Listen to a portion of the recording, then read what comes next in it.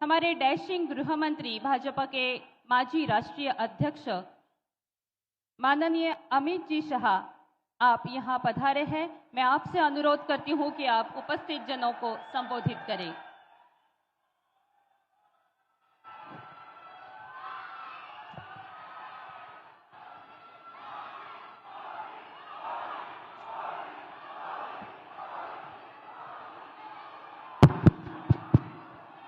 मेरे साथ बोलिए, भारत माता की।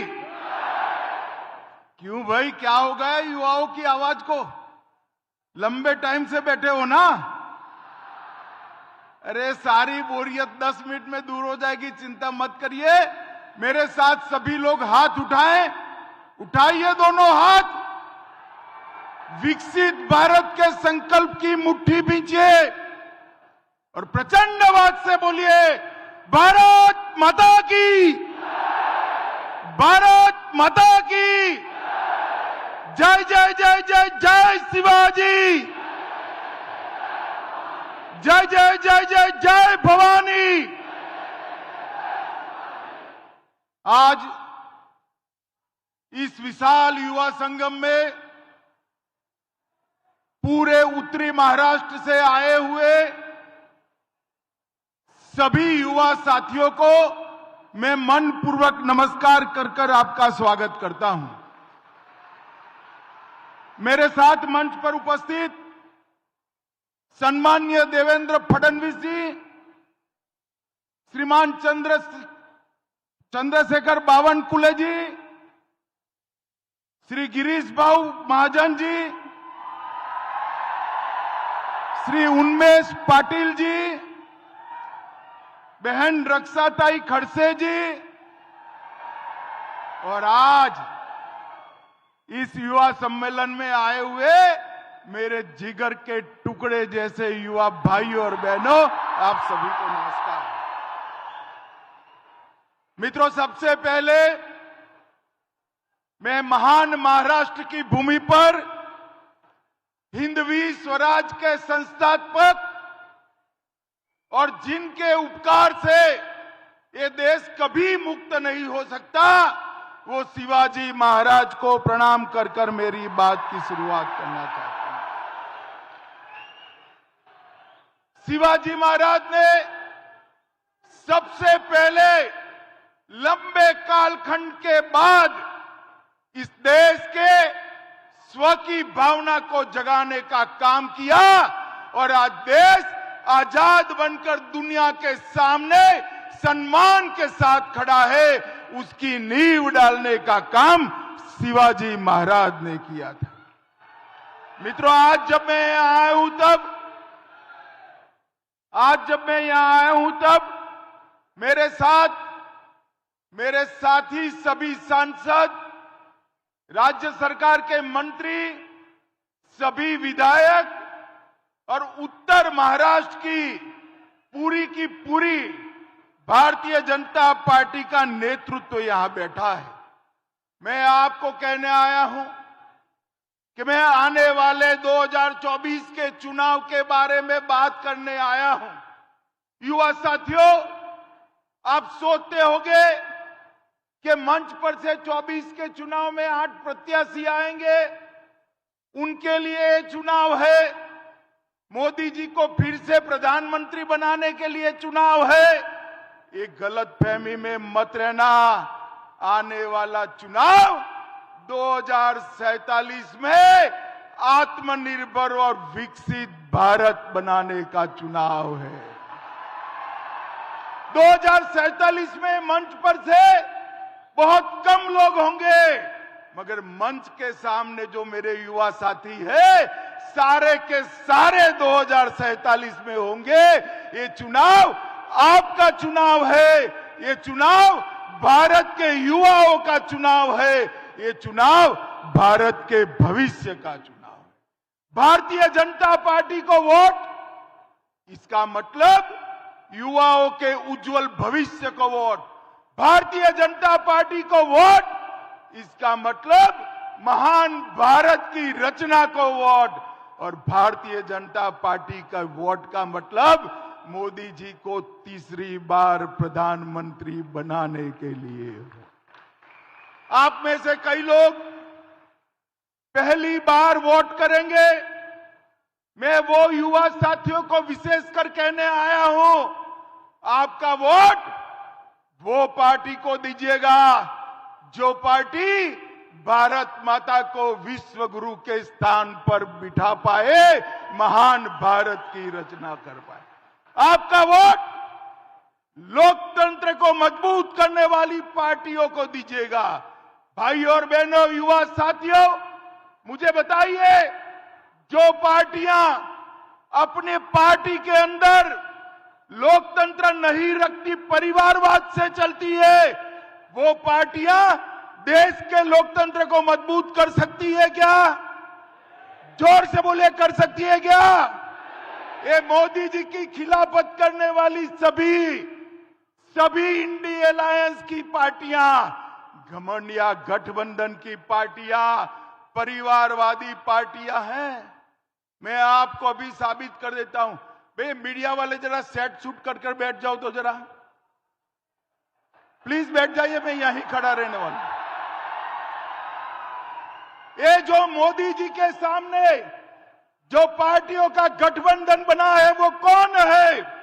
कांग्रेस पार्टी सोनिया गांधी को, राहुल गांधी को प्रधानमंत्री बनाना है, उद्धव ठाकरे को, आदित्य ठाकरे को मुख्यमंत्री बनाना है, शरद पवार जी को बेटी को मुख्यमंत्री बनाना है, ममता दीदी को भतीजे को मुख्यमंत्री बनाना है, स्टालिन को उसके बेटे को मुख्यमंत्री बनाना है। इसमें आपके लिए कोई नहीं है भाई। मुझे बताओ, आपके लिए है? कोई है? अरे क्या नहीं है यार, आप सोते नहीं हो। आपके लिए नरेंद्र मोदी है, भारतीय जनता पार्टी। मेरे देश के युवाओं के भविष्य के लिए नरेंद्र मोदी जी ने पूरे 130 करोड़ मतदाताओं के सामने विकसित भारत का लक्ष्य रखा है, महान भारत का लक्ष्य रखा है। मोदी जी ने ये 10 साल के अंदर भारत को सुरक्षित करने का काम किया है। मैं आपको बताता हूं, ये 10 साल तक सोनिया मनमोहन की सरकार थी। आए दिन बम धमाके होते थे। पाकिस्तान से आलिया, मालिया, जमालिया आकर बम धमाके कर भाग जाते थे, कोई जवाब नहीं देता। मोदी जी आए, उरी में और पुलवामा में पराक्रम किया आतंकवादियों ने। 10 ही दिन के अंदर पाकिस्तान के घर में घुसकर सर्जिकल स्ट्राइक और एयर स्ट्राइक कर आतंकवादियों का सफाया। ये धारा 370, मुझे बताओ युवाओं, ये कश्मीर हमारा है या नहीं है? जोर से बोलो, है या नहीं है? ये कश्मीर भारत का हिस्सा है या नहीं है? ये धारा 370, मोदी जी कश्मीर को भारत के साथ जुड़े। एक कांग्रेस पार्टी धारा 370 को 70 साल से लटकाती रही। ये हो जाएगा, वो हो जाएगा। अरे आपने मोदी जी को दूसरी बार प्रधानमंत्री बनाया। मोदी जी ने 5 अगस्त 2019 को धारा 370 को समाप्त कर दिया। अरे राहुल बाबा को जानते हो ना? जानते हो या नहीं जानते हो राहुल बाबा को? पार्लियामेंट में मुझे बताते थे धारा 370 मत हटाओ, कश्मीर में खून की नदियां बह जाएगी। अरे राहुल बाबा, धारा 370 हट गई, 5 साल हुआ, खून की नदियां छोड़िए, कंकड़ चलाने की किसी की हिम्मत नहीं है। कंकड़ मोदी जी ने देश को सुरक्षित करने का काम किया है। इस देश को आतंकवाद और नक्सलवाद से मुक्त कराने का काम किया है। और मोदी जी ने देश को समृद्ध बनाने का काम किया है। भाई और बहनों, मनमोहन जी जब प्रधानमंत्री बने, कांग्रेस ने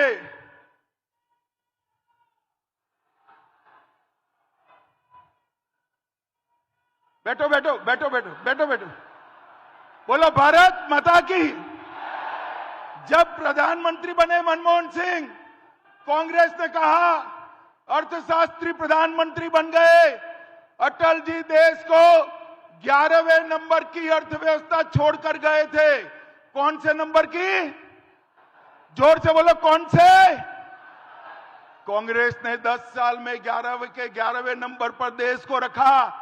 मोदी जी ने 10 साल में 11 नंबर से 5 नंबर पर लाने का काम नरेंद्र मोदी जी ने किया। भाई और बहनों, मैं आपको बताता हूं, मैं मोदी जी की गारंटी आपको बताने आया हूं। मोदी का गारंटी है, तीसरा टर्म दे दो, तीसरे नंबर की अर्थव्यवस्था भारत बन जाएगा। और मित्रों, मोदी जी ने ये 10 साल के अंदर स्पेस से लेकर सेमीकंडक्टर तक, डिजिटल से लेकर ड्रोन तक, एआई से लेकर वैक्सीन तक और 5G से लेकर फिनटेक तक हर क्षेत्र में मेरे युवाओं के लिए दरवाजे खोलने का काम इस देश के नेता नरेंद्र मोदी जी है। मित्रों, गलती मत करना। आप जब इंटरव्यू देने जाओगे तो आपका बायोडेटा कोई देखेगा या नहीं देखेगा? देखेगा या नहीं देखेगा? कितने मार्क्स आए हैं, एसएससी में क्या हुआ, 12th में क्या हुआ, फाइनल एमबीबीएस में क्या हुआ, देखेगा या नहीं? तो आपको देश का प्रधानमंत्री बनाना है, बायोडेटा देखोगे या नहीं देखोगे? देखोगे क्या नहीं देखोगे? बायोडेटा देख लेना। आपकी चॉइस केवल और केवल नरेंद्र मोदी होगी और कोई नहीं होगा। नरेंद्र मोदी जी के पास 10 वर्ष का हिसाब भी है और नरेंद्र मोदी के पास 25 साल का विजन भी है। मित्रों, ऐसा नेता बार बार नहीं मिलता है देश को आगे बढ़ाने वाले। मित्रों, युवाओं के लिए इस देश के अर्थतंत्र को मोदी जी ने आगे बनाया। वैश्विक मानचित्र पर भारत आज ब्राइट स्पॉट बनकर उभरा है। भारत में विगत 10 साल में हर हफ्ते एक यूनिवर्सिटी खोलने का काम नरेंद्र मोदी ने किया है। हर दिन 2 नए कॉलेज खोले हैं। हर दिन 55 पेटेंट्स और 600 ट्रेडमार्क रजिस्टर हुए हैं। हर दिन 1.5 लाख युवाओं को मुद्रा लोन दिए हैं। हर दिन 10 साल तक हर दिन 37 नए स्टार्टअप बने हैं। हर दिन 16,000 करोड़ डिजिटल ट्रांजैक्शन हुए हैं। हर दिन 3 सस्ती दवाई की दुकान खोली है। हर दिन 14 किलोमीटर रेलवे ट्रैक बनाया है। हर दिन 50,000 गरीब महिलाओं को गैस का सिलेंडर दिया है। हर दिन 75,000 लोगों को गरीबी रेखा से बाहर निकाला है। और हर सेकंड 10 साल तक हर सेकंड एक गरीब के घर में नल से जल पहुंचाने का काम नरेंद्र मोदी जी ने किया। मैं तो पवार साहब को कहता हूं, पवार साहब, मोदी जी को 10 साल हुए, ये 50 साल से महाराष्ट्र की जनता आपको ढो रही है, सहन कर रही है। 50 साल छोड़िए, 5 साल का हिसाब दे दीजिए जनता को। मैं तो 10 साल का हिसाब लेने आया हूं। मित्रों, आज मैं युवा साथियों को बताने आया हूं, मित्रों, इस दुनिया में डर के लिए कोई जगह नहीं है। सिर्फ ताकत ही दुनिया में सम्मान दिलाती है। ताकत के साथ बाहर आइए, युवा अपना मत व्यक्त करे और तीसरी बार मोदी जी को 400 पार की बहुमति से जिताकर रखिए। हमने इसके लिए पूरा काम किया। मित्रों, इस देश की संस्कृति को एक कांग्रेसी वोट बैंक की लालच में हमेशा दबाते रहे। मुझे बताओ युवाओं, इस देश में राम मंदिर पहले बनना चाहिए था या नहीं बनना चाहिए था? जोर से बोलिए, अयोध्या में राम मंदिर बनना चाहिए था, नहीं बनना चाहिए था? काशी विश्वनाथ कॉरिडोर बनना चाहिए था या नहीं बनना चाहिए था? एक कांग्रेस पार्टी ने वोट बैंक के डर से 70 साल तक रामलल्ला को टेंट में रखा। मोदी जी ने भूमि पूजन भी करा और प्राण प्रतिष्ठा कर कर अयोध्या में श्री राम को भव्य घर भी दिया। मोदी जी ने शिवाजी महाराज के समय काशी विश्वनाथ का मंदिर औरंगजेब ने तोड़ा था, मोदी जी ने काशी विश्वनाथ कॉरिडोर इतने सालों के बाद बनाने का काम किया। 1 रैंक 1 पेंशन 40 साल से अटका कर लगा था, मोदी जी ने देने का काम किया।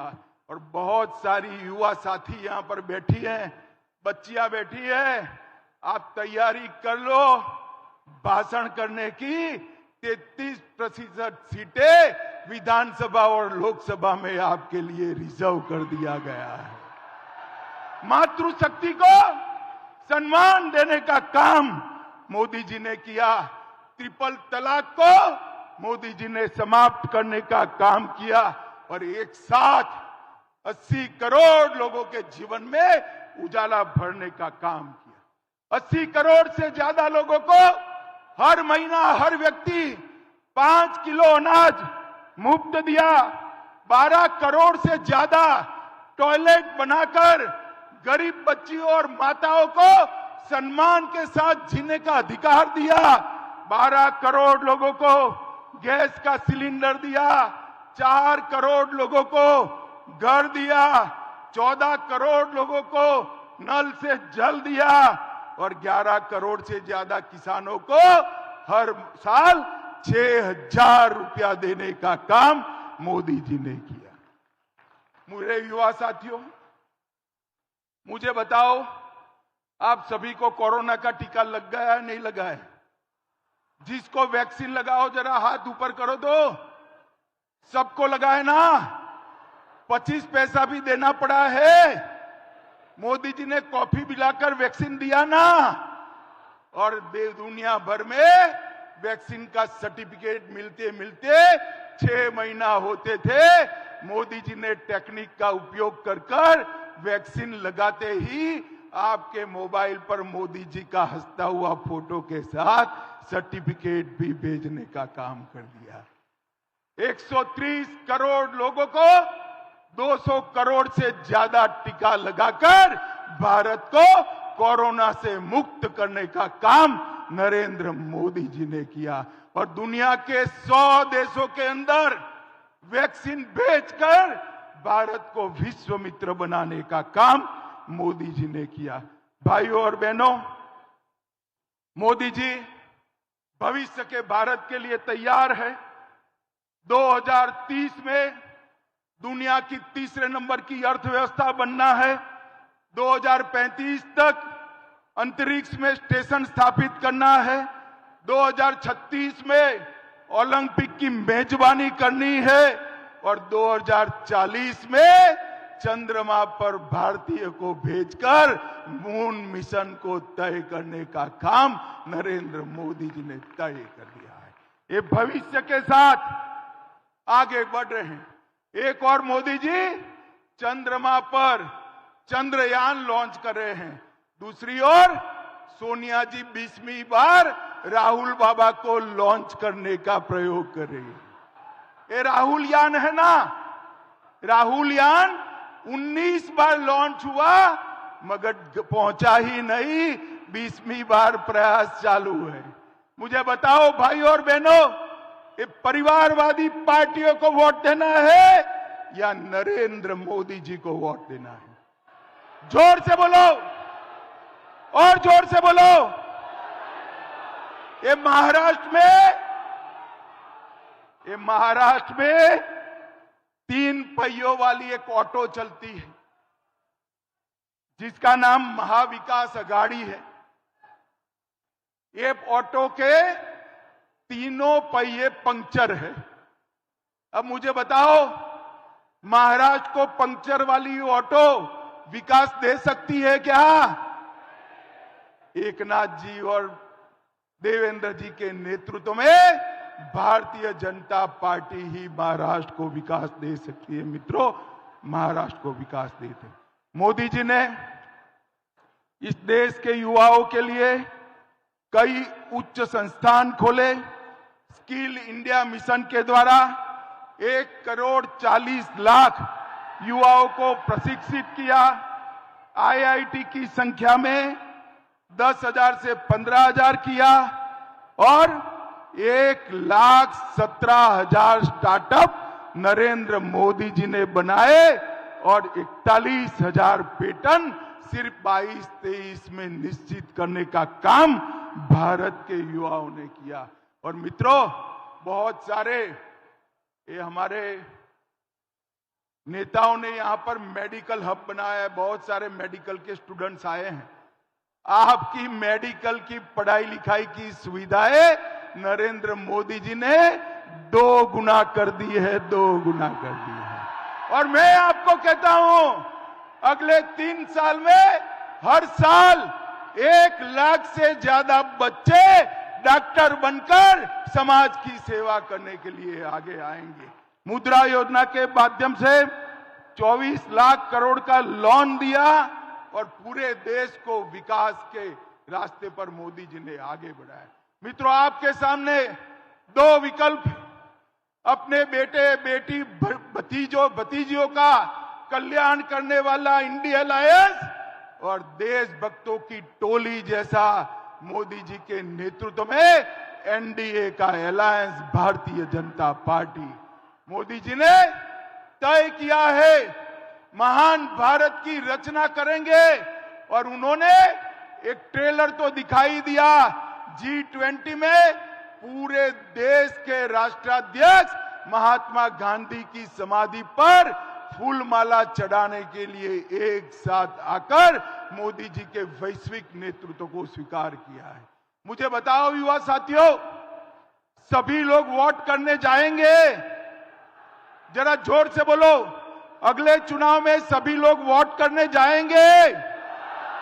अकेले नहीं, माता पिता बहन भाई के साथ जाएंगे? कमल के निशान पर बटन दबाएंगे?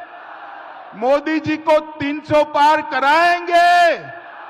महाराष्ट्र में 45 पार कराएंगे? देश में 400 पार कराएंगे? तो मेरे साथ दोनों हाथ उठाइए, 400 पार के विश्वास की मुट्ठी बींचे और प्रचंड आवाज से बोलिए, भारत माता की, भारत माता की, भारत माता की, वंदे। और अंत में शिवाजी महाराज का जयकारा लगाइएगा, जय जय जय जय जय शिवाजी, जय जय जय जय जय भवानी। आप सभी का बहुत बहुत धन्यवाद, नमस्कार, प्रणाम। माननीय गृह मंत्री जी, आपके इस मार्गदर्शन से युवाओं में सकारात्मक और विश्वासपूर्ण वातावरण है। आपके इस मौलिक संवाद के लिए हम आपके आभारी हैं, कृतज्ञता व्यक्त करते हैं। आभार प्रदर्शनासाठी मी जिल्हाध्यक्ष ज्ञानेश्वर पाटील यांना विनंती करते की त्यांनी यावं आणि